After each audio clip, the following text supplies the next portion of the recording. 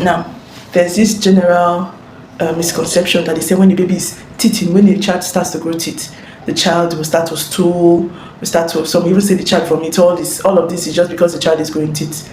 Now, I made a video some time ago and I said that it's actually a coincidence. Now, when the child is teething, you see the child wants to put every and anything in the mouth because the gum becomes itchy and he or she is trying to scratch the gum with anything possible. And in the process, the child introduces bacteria into the mouth, bacteria from that thing which they've tried to put in the mouth to ease the itching. So through this means a child starts to stool and starts to vomit. So because of that, you see people say, oh, leave the child alone. Once all the teeth are complete, or once the child has stopped teething, the stooling will stop. No, don't do that.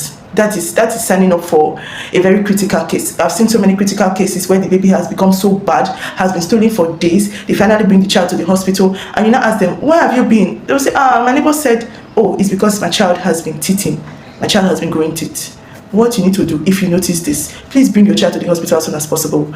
If maybe you are in a place or you're unable to get the child to the hospital as soon as you can, get ORS first. I'm going to get ORS in another video, and I'm going to demonstrate how you can miss your ORS and how it will be taken. You can use ORS, but for a baby that is vomiting, if you give anything to this child and the child is still vomiting, the child will not be able to keep anything down. Anything you give by mouth comes right back out. So you see, the best time is to come to the hospital. Now, as an adult, I don't know if you've been stooling and vomiting at the same time before. Even if you pass through maybe 3 or 4 times, you see the way your body becomes, how weak and how weak you are. So imagine a child having that. So the next time somebody tells you it's because your child is growing teeth, that's why your child is stooling, think of how you felt when you were stooling, how weak you were.